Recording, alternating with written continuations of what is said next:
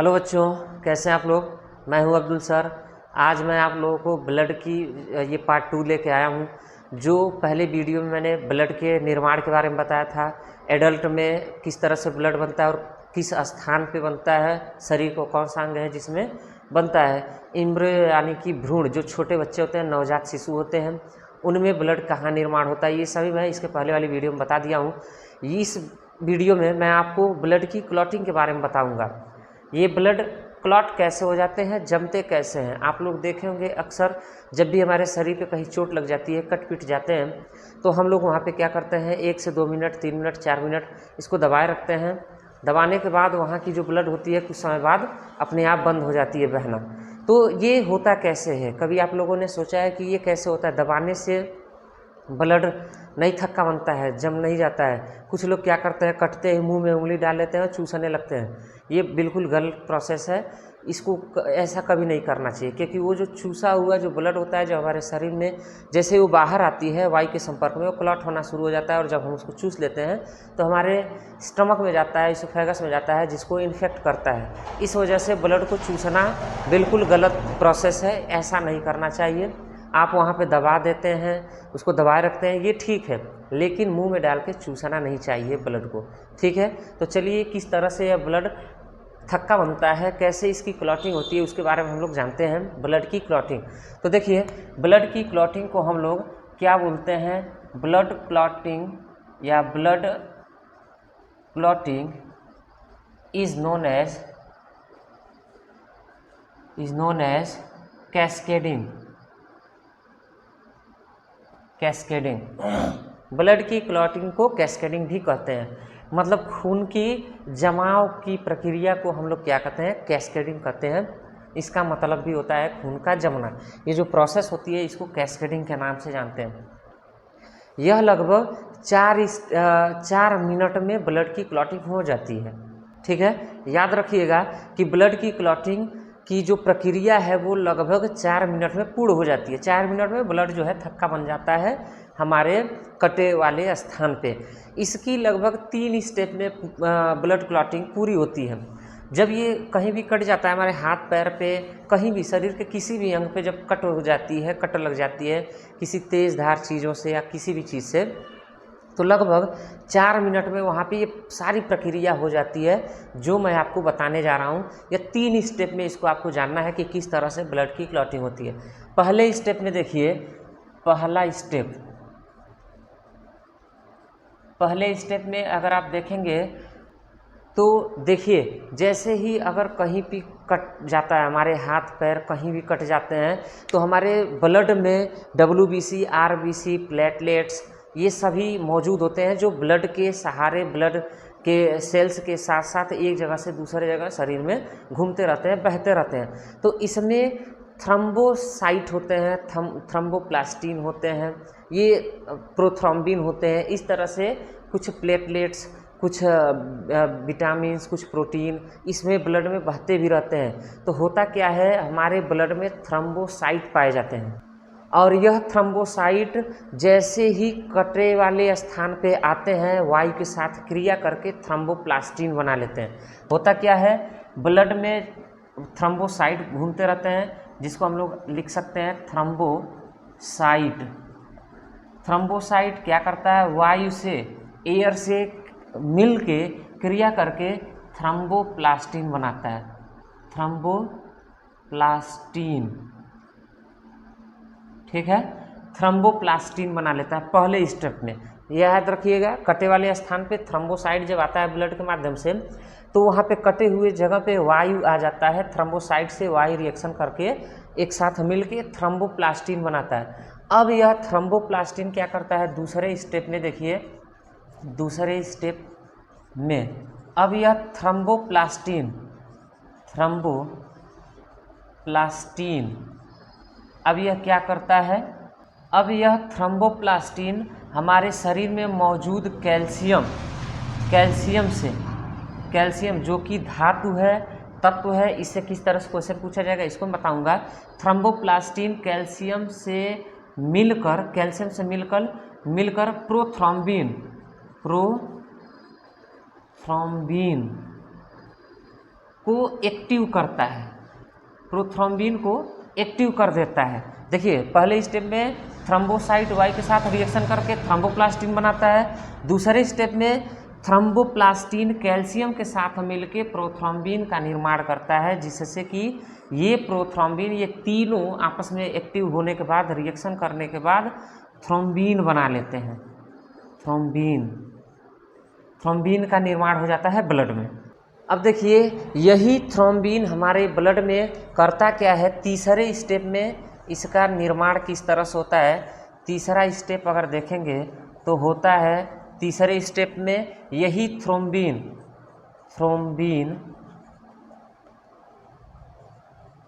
Thrombin हमारे blood में fibrinogen को एक्टिव करता है। फाइब्रिनोजन जो एक प्रकार का प्रोटीन है, फाइब्रिनोजन को एक्टिव करता है। इसको एक्टिव जब कर देता है तो हमारे शरीर में फाइब्रिन नामक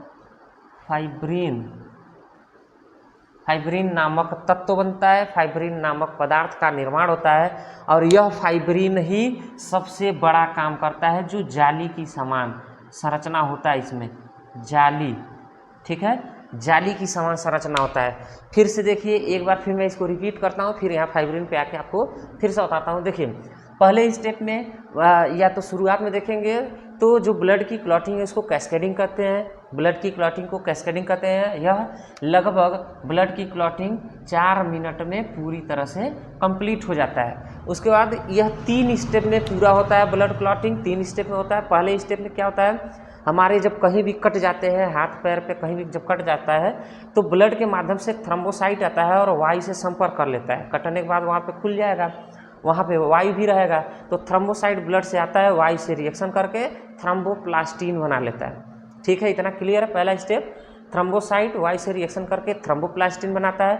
अब यही थ्रोम्बोप्लास्टिन दूसरी स्टेप में आता है और थ्रोम्बोप्लास्टिन कैल्शियम जो कि तत्व होता है और यह तत्व में धातु का गुण रखता है, तो थ्रोम्बोप्लास्टिन कैल्शियम से रिएक्शन करके प्रोथ्रोम्बिन का निर्माण करता है। यह प्रोथ्रोम्बिन को एक्टिव कर देता है। ठीक है, दूसरे स्टेप में थ्रोम्बोप्लास्टिन कैल्शियम के साथ मिलकर प्रोथ्रोम्बिन को एक्टिव करता है। अब यही प्रोथ्रोम्बिन तीसरे स्टेप में आते हैं, यही प्रोथ्रोम्बिन जब ये पूरी स्टेप पूरी होती है, थ्रोम्बोप्लास्टिन कैल्शियम के साथ मिलकर प्रोथ्रोम्बिन को एक्टिव करता है, तो प्रोथ्रोम्बिन क्या करता है, थ्रोम्बिन बना देता है। उसी दूसरे स्टेप में ही थ्रोम्बिन बना देता है। अब तीसरे स्टेप में यही थ्रोम्बिन क्या करता है कि थ्रोम्बिन जो है फाइब्रिनोजन को एक्टिव करता है। ब्लड में ही सारी क्रियाएं होती हैं। यही थ्रोम्बिन जो प्रोथ्रोम्बिन कैल्शियम थ्रोम्बोप्लास्टिन से मिलकर बने होते हैं, यही थ्रोम्बिन यहाँ पे आके तीसरे स्टेप में फाइब्रिनोजन को एक्टिव करता है। इसका काम होता ही है, थ्रोम्बिन का काम होता है फाइब्रिनोजन को एक्टिव करना। और जैसे ही फाइब्रिनोजन एक्टिव होता है, यह फाइब्रिनोजन मॉडिफाई होकर अपने रूप चेंज करके फाइब्रिन बना लेता है और एक मजबूत जाली की समान संरचना होती है फाइब्रिन की। और कटे वाले स्थान पे जहाँ भी कट जाता है, घाव लग जाती है, वहाँ पे यही फाइब्रिन जाके आगे गार्ड की तरह, सुरक्षा कवच की तरह एक जाली का रचना बना के वहाँ पे खड़ा हो जाता है, जाली की तरह।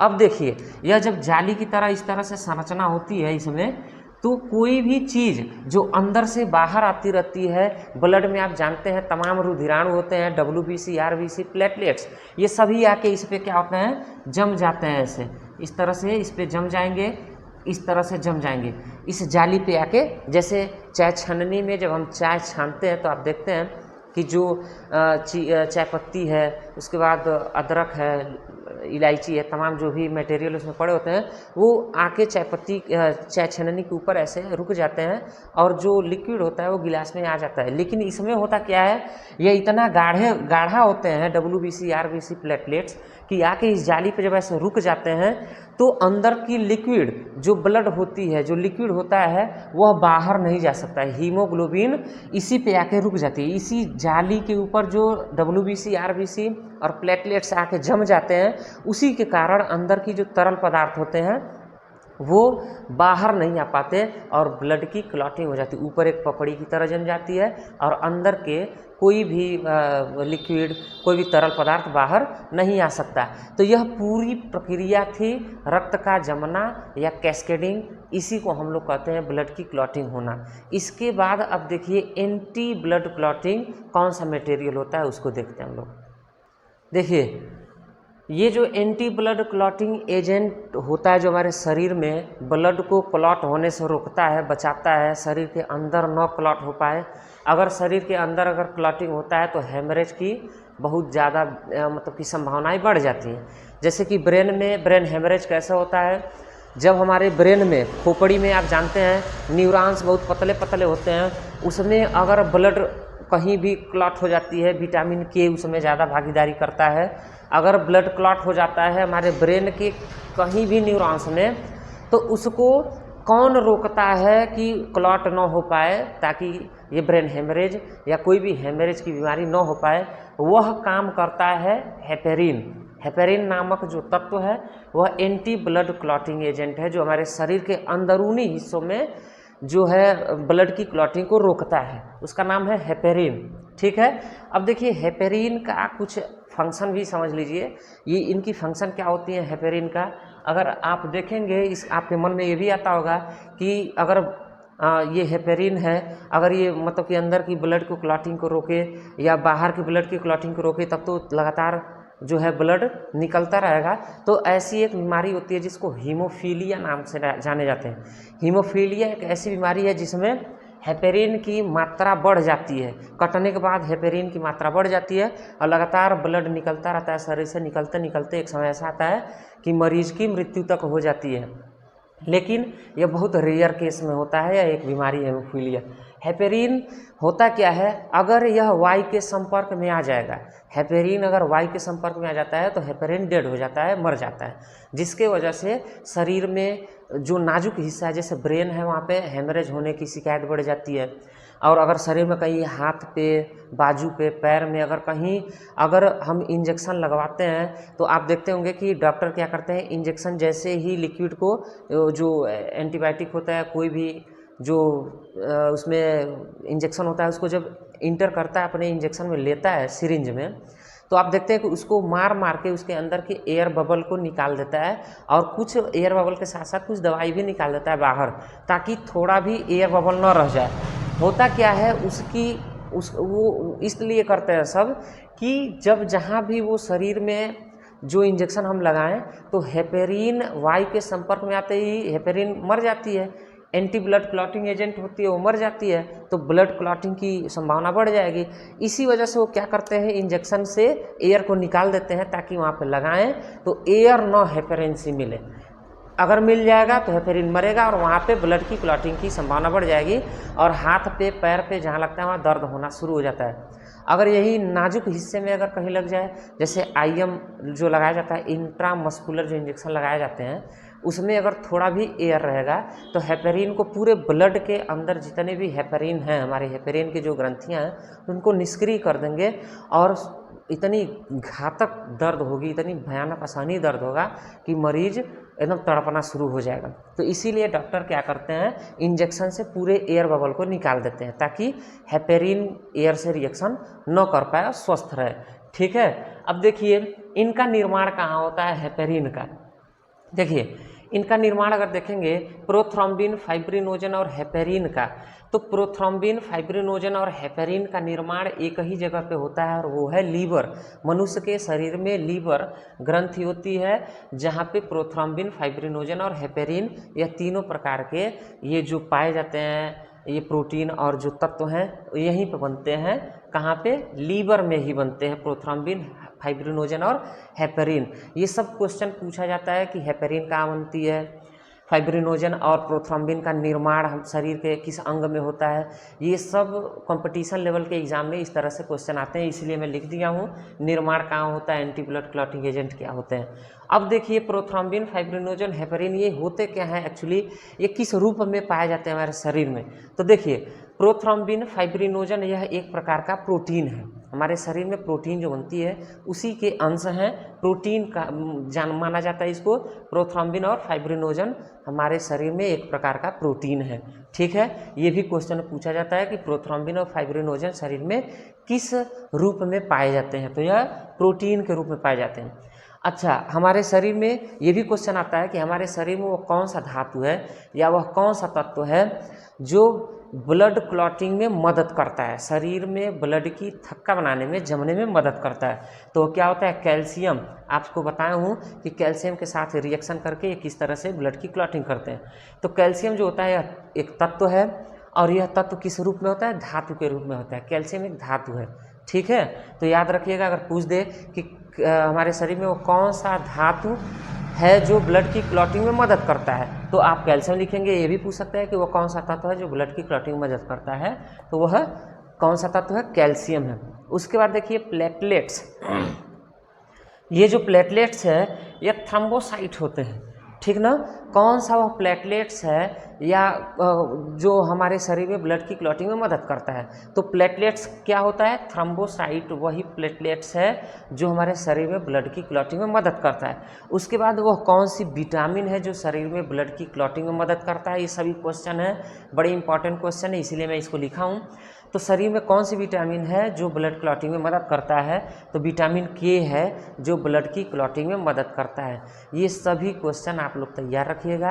ये पूरा था ब्लड की क्लॉटिंग, उस पर पूछे जाने वाले क्वेश्चन, बहुत ही इम्पोर्टेंट ये सभी क्वेश्चन है।